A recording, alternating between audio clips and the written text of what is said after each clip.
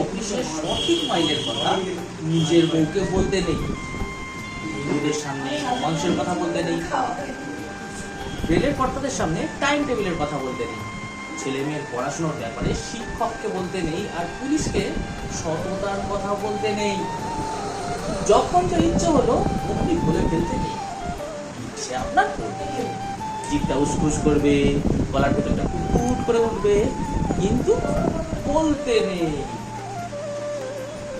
আপনি ভাববেন পরিকল্পনার পাঠশালায় সব সালায় ভালো পারছে, আপনি পারেন, কিন্তু বলতে নেই।